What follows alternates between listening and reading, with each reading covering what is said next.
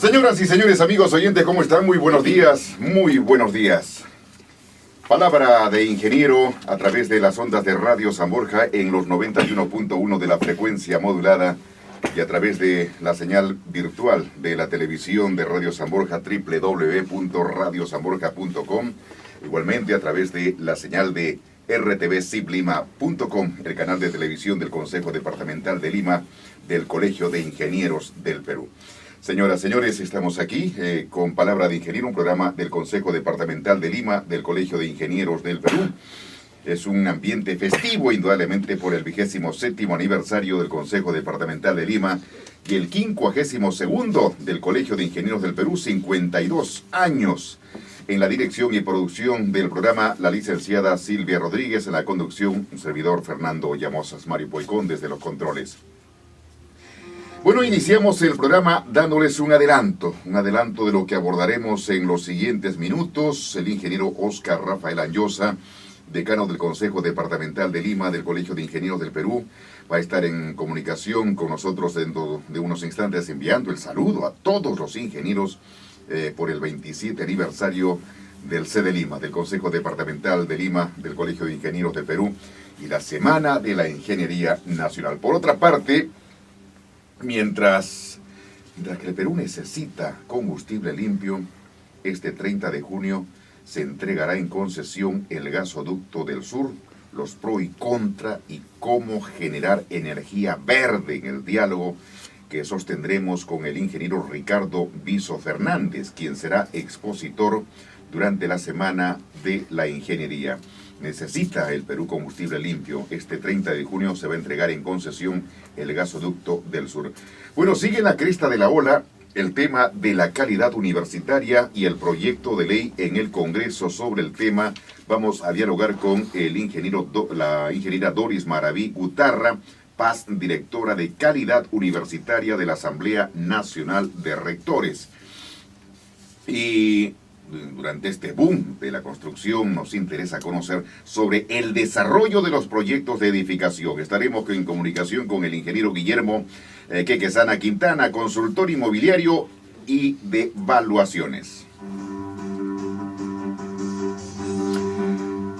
Amigos, 8 de la mañana con 8 minutos, Palabra de Ingeniero llega a ustedes a través de los 91.1 de la frecuencia modulada de Radio San Borja. Damos inicio a la entrevista con nuestro primer invitado, con quien ya estamos conectados conectados. Bueno, primero, dejamos la llamada telefónica ahí. Vamos personalmente con el ingeniero. Vamos a conversar sobre un tema muy importante. El ingeniero Ricardo Viso Fernández, que está en cabina con nosotros. Más adelante, reiteramos, estaremos en comunicación con el ingeniero Óscar Rafael Anyosa, decano del Consejo Departamental. Ingeniero Ricardo Viso, ¿cómo está? Muy buenos días, bienvenido a Palabra de Ingeniero. Buenos días, gracias por la invitación y espero que lo que se hable hoy día pueda ayudar a entender un poco este difícil tema de los combustibles limpios y el gas natural. ¿Cuál es la trascendencia de esta sinergia, ingeniero Viso, con respecto a este tema, ¿no? El tema petróleo, gas natural y biomasa para combustibles limpios y petroquímica, ingeniero? Sí, mire, yo tengo más de 30 años como ingeniero petroquímico. Por la década del 70 se creó en la Universidad de Ingeniería la Facultad de Ingeniería Petroquímica, porque ya desde ese tiempo habían grandes proyectos para desarrollo petroquímico. Han pasado 3 décadas y seguimos casi en lo mismo. Por eso que yo escogí un tema titulado sinergia. La sinergia significa la suma eficiente de las partes, vale decir 1 más 1 igual 3. El resultado tiene que ser mayor que las partes. ¿Y por qué sinergia? Porque el Perú tiene la materia prima, tiene la riqueza. El petróleo, que todavía tienen que desarrollar, gas natural, como la que ya se utilizó en Camisea y el proyecto de Gasosur. La biomasa, que es un tema que todavía el Perú está en pañales, no ha desarrollado porque es una tecnología un poco cara.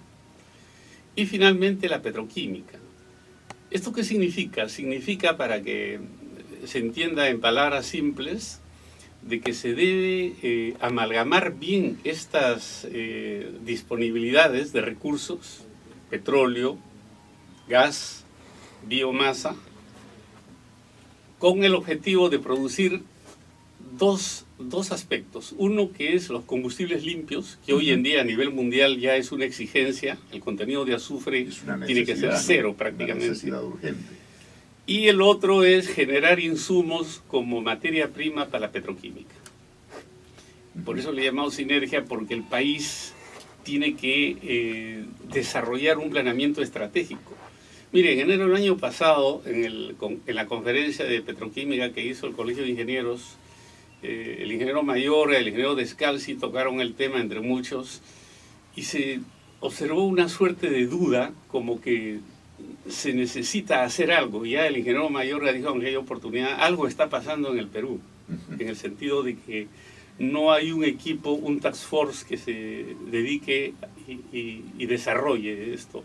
Entonces siempre estamos en teoría tras teoría. Discusiones y discusiones. Así es. Entonces ahora, ¿qué es lo que, para no perder la hilación, cuál es la importancia de esto? La importancia de esto es que en este mes se va a licitar el Gasosur, que es otro emporio rico en gas. Muy esperado, por cierto, en la zona sur del país y en todo el Perú. Así es. Y ahí se abren 3 escenarios, y justamente el Estado va a tener que definir cuál es lo más óptimo. Lo más óptimo sería hacer una sinergia de esto, en el sentido de que ese gas puede primero orientarse al consumo interno. GLP, gas vehicular, gas para la industria, para el comercio, etc. Segundo, el otro escenario de oportunidad de desarrollo es de que el gas pueda separarse el etileno, y otros productos para generar petroquímica. Y el tercer escenario es la exportación. O sea, que todo el gas que se saque se exporte. Claro, ¿y el mercado interno? Exactamente. Entonces, se puede desarrollar el mercado interno, se puede generar insumos para la petroquímica o se puede exportar. El Estado lo va a definir. ¿Qué ha pasado, por ejemplo, con el caso de Camisea? En el caso de Camisea, la prioridad era el mercado interno. Pero, sin embargo, casi el 40% ha estado orientado a la exportación. Entonces, la exportación es una segunda opción. Primero es el mercado interno. Y hoy en día el reto está en el Gasosur, generar esos insumos para construir industria, infraestructura, trabajo, plantas, etcétera. Y si hubiera un excedente por ahí, bueno, de repente exportarlo a otro país vecino. Ingeniero, ¿qué referentes internacionales debemos observar en este esfuerzo de producir los volúmenes de biomasa que debe producir el país? Mire, la biomasa es algo muy interesante.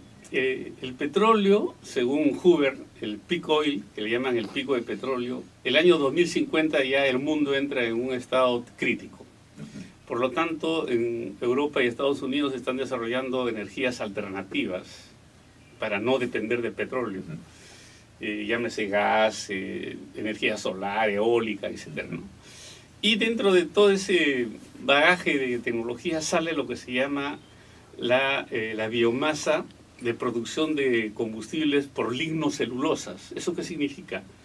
Significa de que no sacrificar granos comestibles. Por ejemplo, en Estados Unidos sacrifican el maíz para producir etanol, lo cual está cuestionado de un punto de vista ético, porque el maíz tiene que ver, digamos, con la hambruna, y en el mundo existe hambruna. Y entonces, ¿qué ha pasado en Norteamérica?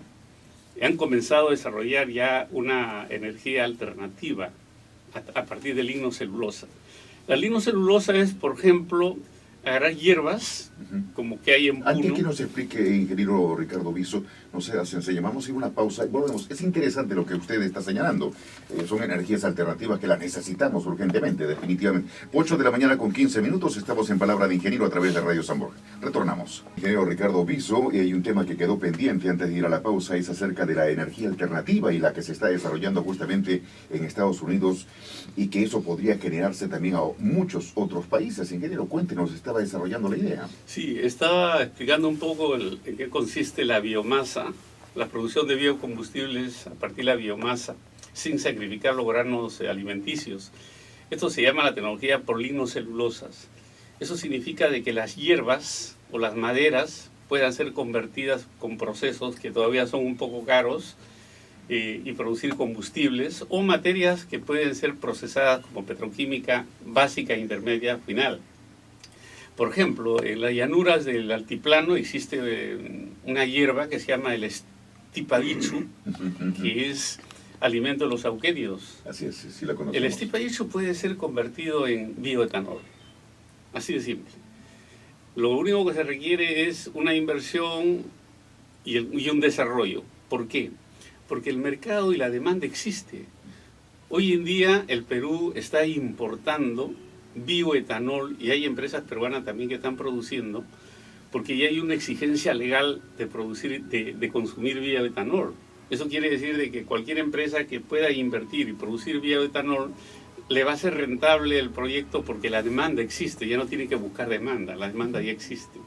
Entonces es un reto para el país, para el actual gobierno o los que puedan venir, desarrollar, digamos, un plan estratégico en ese sentido, ¿no? Cómo amalgamar todas esas fuerzas, esas sinergias para producir combustibles limpios y desarrollo de la petroquímica. Ingeniero Ricardo Viso, en la refinería de Talara ha sido noticia en los últimos días. El presidente de la República, con todo el equipo de ministros, con todo el Consejo de Ministros estuvo presente, con autoridades regionales igualmente. La expectativa es grande, posiblemente mucho más grande para el norte, porque se va a desarrollar la economía, pero también para el país en la producción de la pretensión de combustibles limpios. Cuéntenos cuánto favorece al país y cuánto debería difundirse para que la población entera conozca sobre esta posibilidad. Exactamente. Yo tengo 23 años de experiencia como refinero. He trabajado en varias refinerías y me duele decir de que el Perú ha tenido un retraso tecnológico pero pavoroso, de tal forma de que sus refinerías son muy antiguas y sus procesos no generan valor agregado. Por eso que el gobierno Petroperú ahora por fin ya se va a cristalizar el proyecto de modernización de refinería Talara. ¿Eso en qué consiste? Consiste en lo siguiente. El petróleo crudo normalmente, con los procesos antiguos que tienen las refinerías en el Perú, no solamente Talara, Petroperú, sino también Repsol, producen un combustible sucio, vale decir, un diésel que tiene 2000 ppm de azufre, hasta 3000 ppm, 1500 ppm de azufre, cuando la ley pide, claro, 50. Claro, para que nuestros oyentes conozcan ppm, partículas por millón, exactamente. Es mucho, la ley exige 50 partículas por millón para consumo, y las refinerías viejas están produciendo miles. Estamos contaminando a las Exactamente. ciudades. Entonces, ¿este proyecto en qué consiste? Consiste en invertir y hacer procesos de transformación. Unidades de desulfuración, reformación catalítica, etcétera, de tal forma que estas corrientes sucias sean convertidas y finalmente se tenga combustibles limpios, con cero, si es posible, de azufre. Pero esto es una tecnología muy cara. Pero la relación beneficio-costo es muy interesante. Miren, he estado haciendo un análisis rápido de la cantidad de dólares que se ha importado desde el año 2011 a la fecha en la importación de esos productos que el Perú no produce, y estamos hablando del orden de 5.000 millones de dólares, mientras en este tiempo acumulado, del 2011 a la fecha.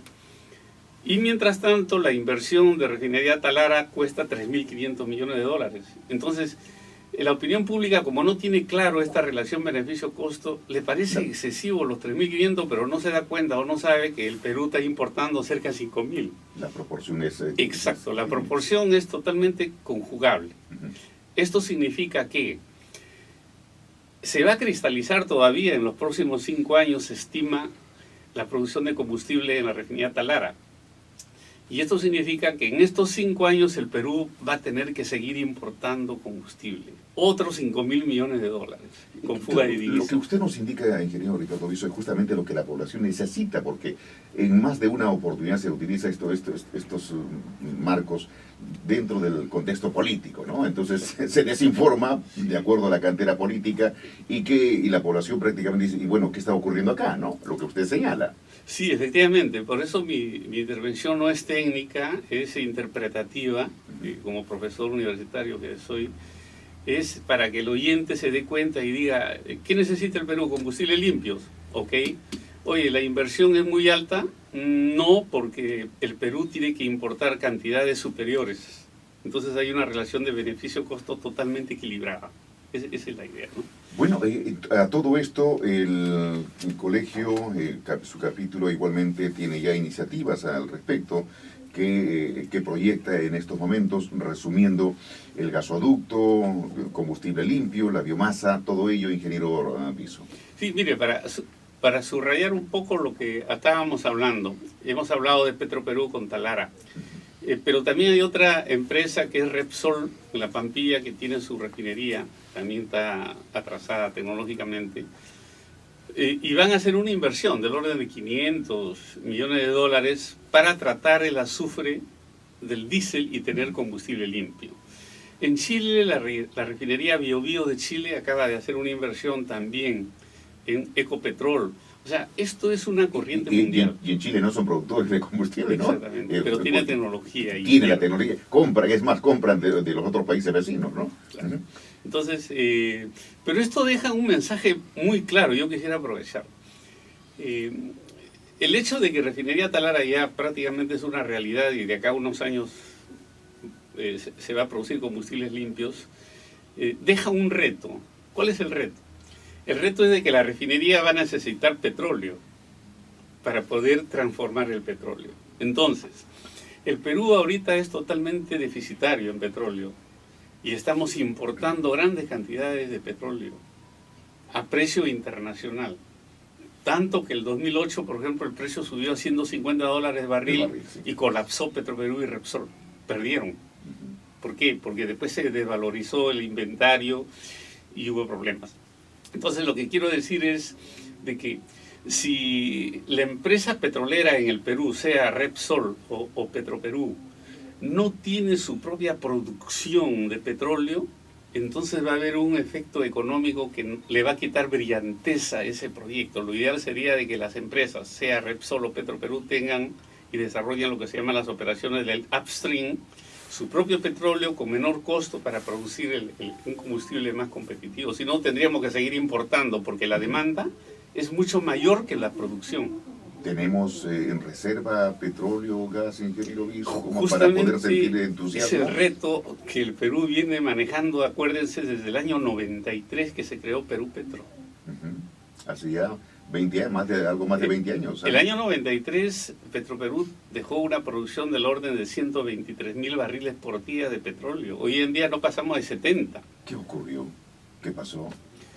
Habría que preguntar, habría que preguntarse y hacer un análisis qué pasó, pero... ¿Política de Estado o simplemente dejadez? Tiene que haber mucho de eso, políticas, contratos, etcétera.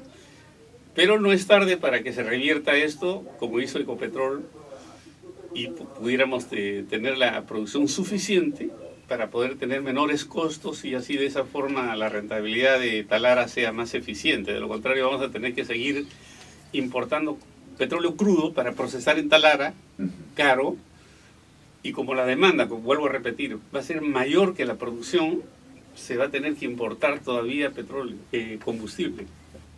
Ese es el reto finalmente. Gracias. Ingeniero Ricardo Viso Fernández, gracias por estar con nosotros. Creo que nos ha dado una visión clara de lo que estamos en este momento, ¿no? Gasoducto del Sur, refinería de Talara, combustibles limpios, contaminación, defensa del medio ambiente, indudablemente que es todo un sistema. Gracias y esta semana que viene, feliz Día del Ingeniero y muy buena semana de la ingeniería en el Perú.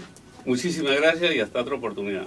Bien, vamos a una pausa, 8 de la mañana con 28 minutos. Es Palabra de Ingeniero, señoras y señores, a través de las ondas de Radio San Borja, en la señal de radio y televisión. Televisión también del Consejo Departamental de Lima, del Colegio de Ingenieros del Perú. Vamos a una pausa y continuamos. 8 de la mañana con 42 minutos, vamos a continuar. Esta mañana ya habíamos anunciado a la ingeniera Doris Maraví Gutarra, para conversar sobre la calidad universitaria. Está a puertas de darse la nueva ley universitaria, a debatirse en el Pleno del Congreso de la República. Y es importante tocar este tema. La ingeniera Doris Maraví es PAS, directora general de la calidad universitaria de la Asamblea Nacional de Rectores. Ingeniera Maraví, ¿cómo está? Muy buenos días. Muy buenos días. Muchas gracias por la invitación.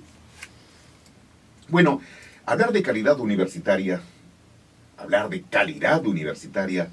es referirse a la acreditación internacional o nacional y ver la calidad de profesionales que egresan de las universidades con investigación, con todo un aspecto que permita ser competitivos a estas alturas en que el mundo se rige justamente por eso, competitividad y uso de la tecnología, ¿no? ¿Cómo se encuentran nuestras universidades en este proceso, ingeniera Maraví? Bien, este proceso de la acreditación cobra una importancia muy alta, sobre todo en América Latina en los años 90. El Perú ha trabajado en los últimos años, dado que nosotros no teníamos oficialmente, digamos, la ley de la acreditación.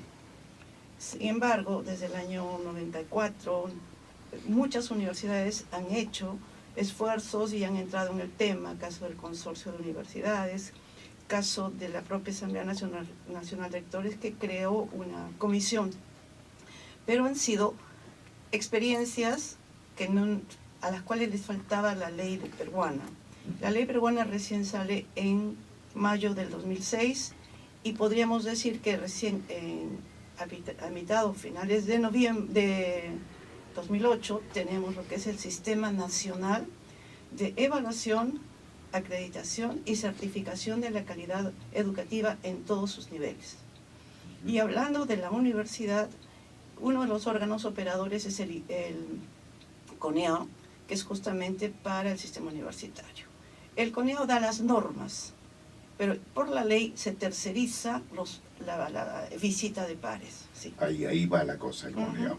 ¿Se cumplen estas normas, ingeniera? Se están cumpliendo. Vamos a hacer una pausa sí. y también vemos la propuesta de la nueva ley universitaria que ya está lista ya para entrar al debate en el Pleno del Congreso y su posible aprobación. Vamos a hacer una pausa. Palabra de ingeniero a través de Radio San Borja. 8 de la mañana con 47 minutos. Estamos conversando con la ingeniera Doris Maraví Gutarra, es PAS, directora general de la calidad universitaria de la Asamblea Nacional de Rectores. ¿Tenemos calidad universitaria? Ingeniera Maraví, reitero la pregunta y otra más. Ya estamos a puertas de que este debate de la nueva ley universitaria, propiciada desde la Comisión de Educación, Juventud y Deportes del Congreso de la República, entre al Pleno del Congreso para debatir y posiblemente se apruebe. Sí. Su apreciación. Mi apreciación es que sí tenemos calidad universitaria en un grupo bastante significativo de universidades, no en las 140.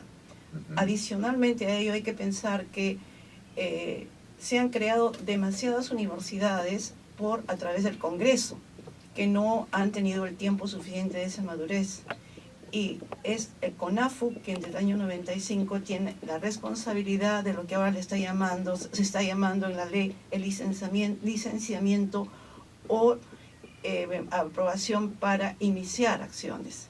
Entonces, toda esta etapa es de un crecimiento increíble. Entonces no podríamos apreciar calidad incluso sino hasta después de 8 años de que he iniciado una universidad, porque yo tengo que revisar una cohorte de estudiantes que ha seguido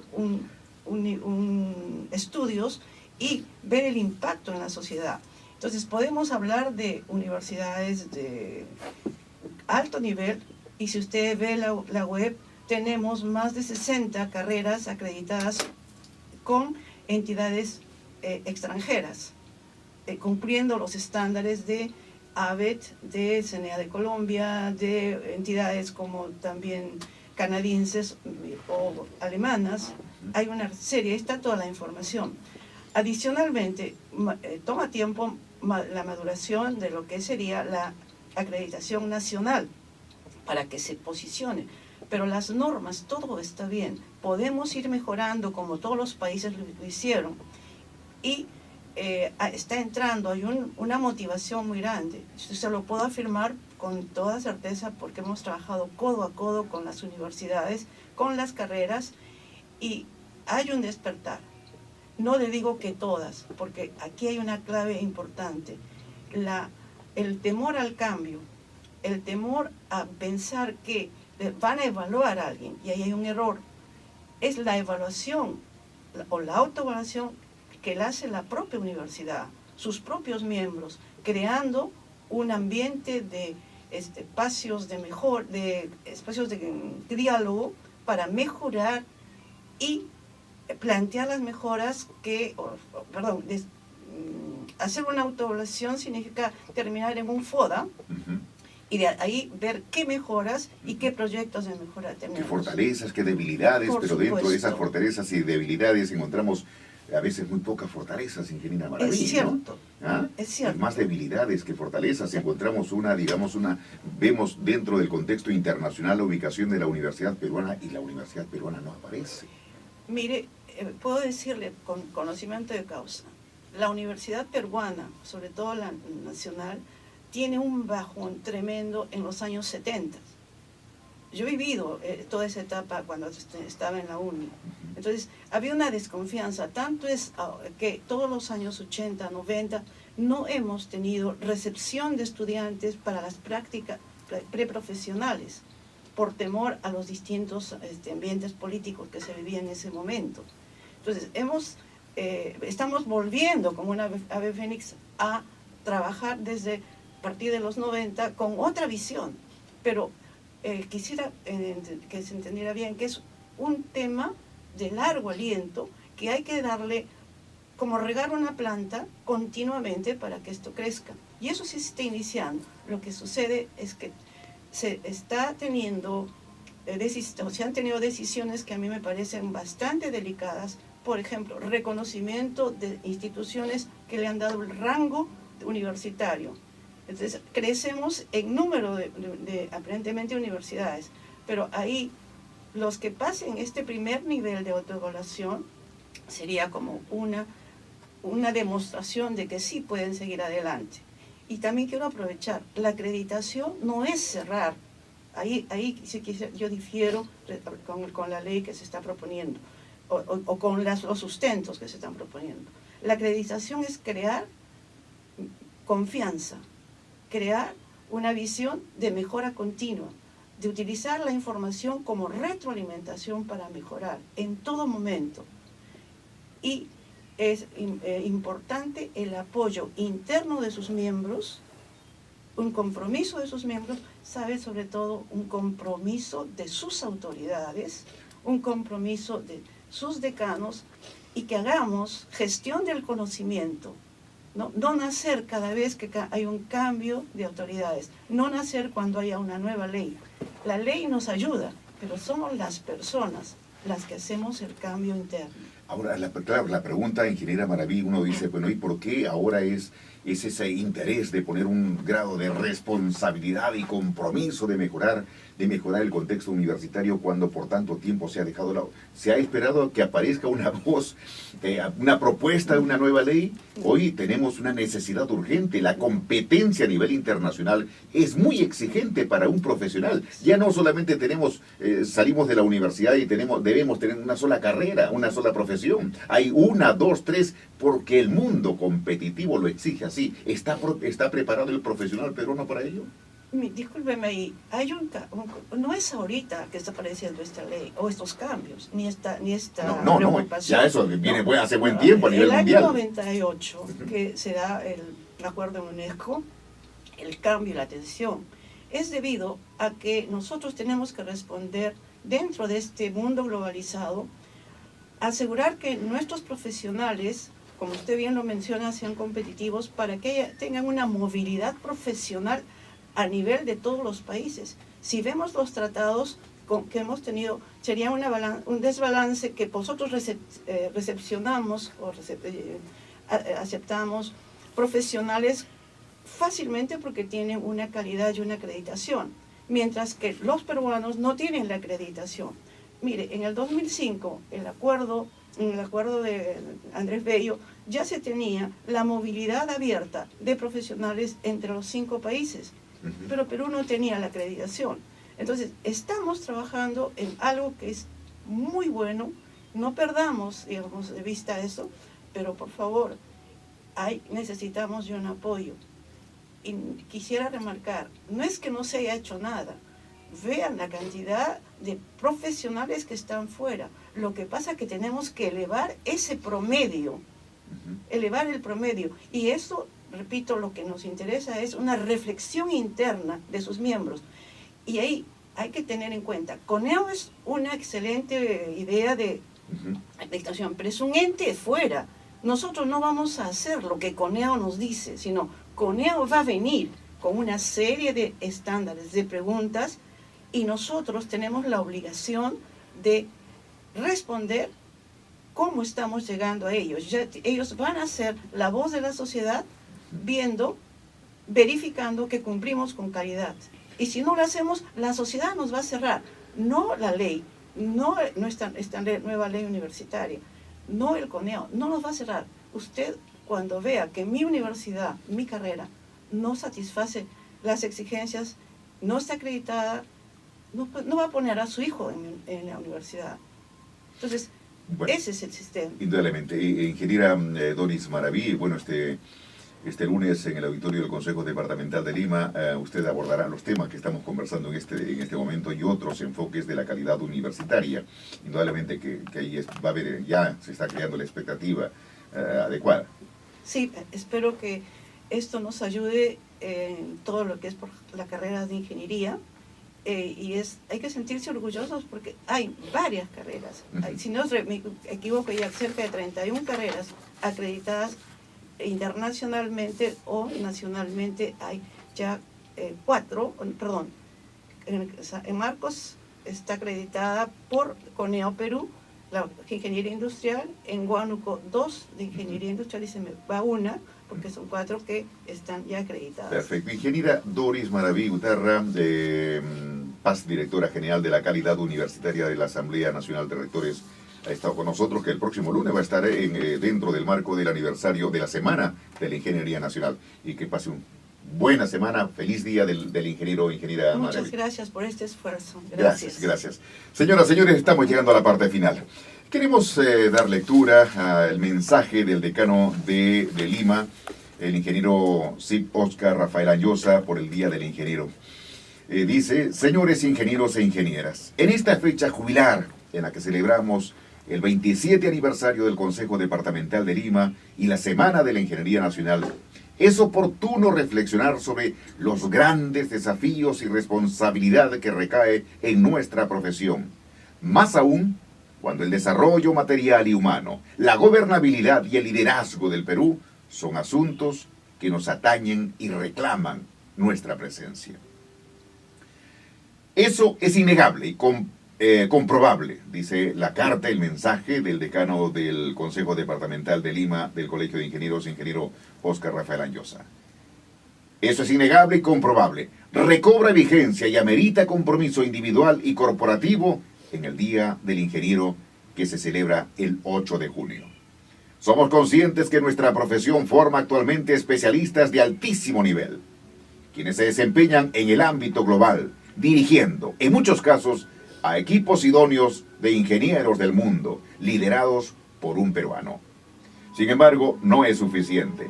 En el CDE Lima estamos trabajando para la certificación de los ingenieros. Se han iniciado planes piloto en la innovación tecnológica y el plan de industrialización del país. Nos comprometen con la opinión colegiada, de tal manera que aportemos soluciones oportunas y guías del desarrollo nacional. Por tanto, invito a todas las ingenieras e ingenieros a participar de la Semana de la Ingeniería Nacional desde el 8 al 14 de junio y renovar nuestro compromiso indeclinable con el desarrollo nacional sostenido. Feliz día, ingeniero. Constructores del Perú, transformadores de la naturaleza. El mensaje, señoras y señores ingenieros e ingenieras, del decano de Lima, del Consejo Departamental de Lima, del Colegio de Ingenieros del Perú, ingeniero Oscar Rafael Anyosa. Señoras, señores, nos estamos yendo. Gracias la ingeniera, digamos a decir ingeniera, la licenciada Silvia Rodríguez, productora del programa. Gracias al Consejo Departamental de Lima del Colegio de Ingenieros del Perú por este programa. Fernando Llamosa le dice muchas gracias. Gerson Puente en las cámaras de rtvsiplima.com y Mario Poicón en los controles. Hasta el próximo sábado, señoras y señores. Fernando Llamosa le dice muchas gracias.